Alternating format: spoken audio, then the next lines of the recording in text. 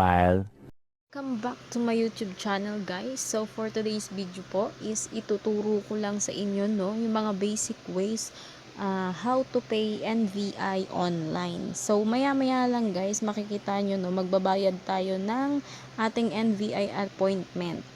Since uso naman na yon, may online na naman sila na website, kaysa magpila-pila pa tayo, So bago tayo mag-umpisa, please don't forget to like and subscribe. Kung bago pa lang kayo sa channel ko, please don't skip don't skip the ads, kasi malaking tulong po 'yon. So start na tayo, guys. So ngayon pupunta lang tayo, guys, sa YouTube, sorry, sa Google, Yan.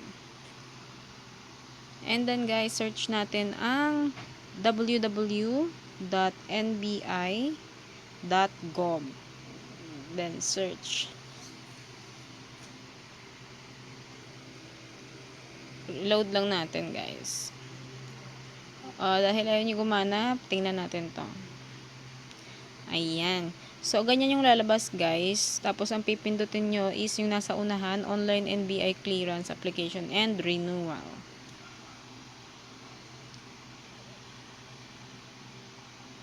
Then, yan. Pindutin nyo lang to, guys, yung Renew Your NVI Clearance. And then, kung gusto nyo English or Tagalog, pindutin nyo lang, pwede naman. Ayan, pwede ring English. And then, I agree. Yan yung mga dadalhin nyo, guys, bago kayo pumunta sa NVI once na nakasettle na kayo and ready to pick up na po. Pindutin nyo lang yung close pagtapos nyo. And then, so, ayan, guys, dito, gagawa kayo ng account, So, ako kasi meron na. And then, sa mga gagawa pa lang po is, ito po yun, Do you have an NBI clearance issued from 2014 to present? Syempre, kung magre-renew lang kayo is yes. Pero kung hindi, no lang yung ano nyo. Then, pipilapan nyo lang yan, guys. And then, dito, guys, sa enter your NVI ID number, ang ilalagay nyo dito is yung pinakahuling NVI na nasa inyo. Kasi pag yung sa mga fast pa, hindi siya gagana, Then after that, punta nang kayo dito sa sign in kung meron na kayong account. Since meron na ako and sinave ko na rin yung password ko, pipindutin ko na lang yung sign in. Then ayan, lalabas na yung information, blah blah blah. Ayan. Then, click nyo lang, guys, yung apply for clearance. Yan. Then, since ito yung sa akin, yung huli ng NVA ko, and then ito yung postal ID, kasi yan yung napili kong ID, Then, click nyo lang yung I agree after nyo basahin. Then, English or Tagalog, pili lang kayo. So, ayan na, guys, andito na tayo sa date kung kailan nyo gustong kunin yung inyong NBI, kung saan kayo magsa-sign and makukuha nyo rin naman basta wala kayong kapangalan, Then, una muna natin dito, guys, is select NBI branch. So, ang gusto ko is, since malayo kami dito, sa ano na lang. Yan. Ito na. Tapos, pipili lang kayo ng date. Pagka ganyan yung itsura niya, guys, ibig sabihin, pag ganyan, blanco-blanco. Puno na siya, full slot na siya. So, meron lang tayong available is for next year. Yan, January. So, ang pipiliin lang natin dyan is, pwede nating piliin tong,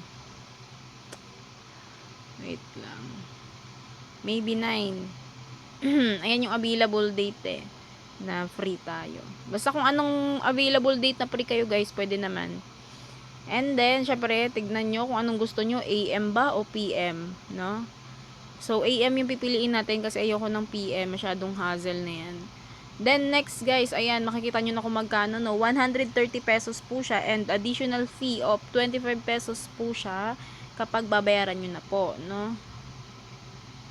Tapos, 130 siya kung dun ka talaga magbabayad mismo sa, Pero, since magbabayad tayo through online, through GCash. Ayan. Then, basahin nyo lang yan guys, no? Tapos, pagkatapos nyo basahin, proceed. Yan. Proceed payment.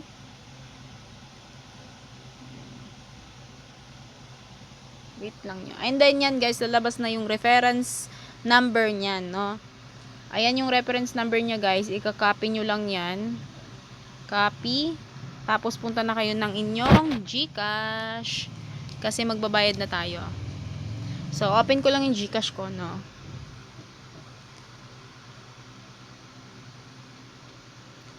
Diba? Mas madali na siya ngayon, guys. Buti nga naisip ng NVI to eh. Kasi kaysa pipila pa kayo sa pagkahaba-habang pila, diba? Yan.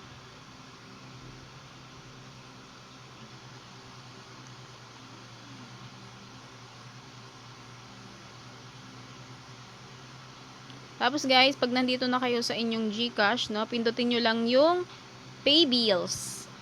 Yan. And then, search. So, since magbabayad tayo ng NVI, no, the NVI yung isi-search natin. NVI. Ayan. Tapos, click nyo lang kung magkano yung kanina, which is 155, no, kasama na yung processing fee. Then, copy-paste nyo lang dito yung inyong kinapi kanina. Then, contact number nyo. Then, email address. Check lang natin talaga kung 155 siya. O, yan, 155.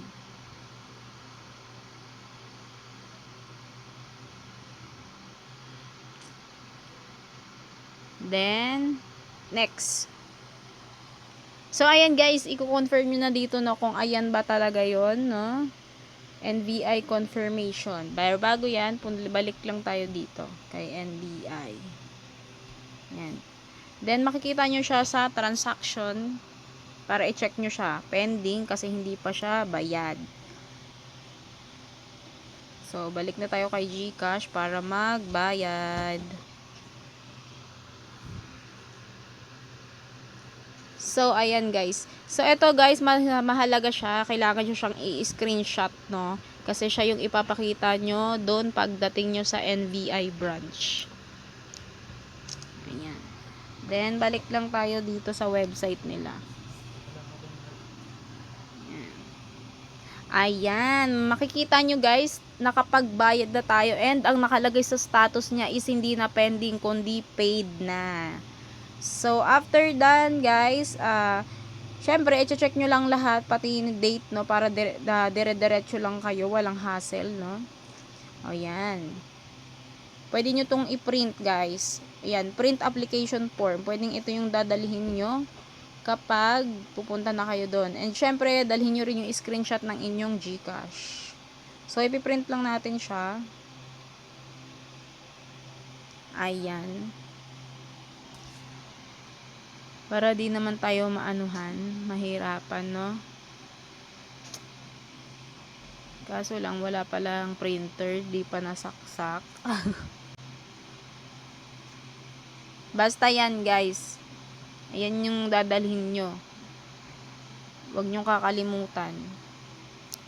Screenshot na lang natin. Ayan. So, balik lang tayo, no, guys.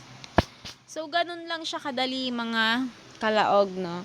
Naway nakatulong po ito, video na ito, upang matutunan nyo na kung paano ang magbayad sa online. So, sa pagre-register guys, stock nyo na lang po yung mga videos ko, meron po ako doon. Salamat po!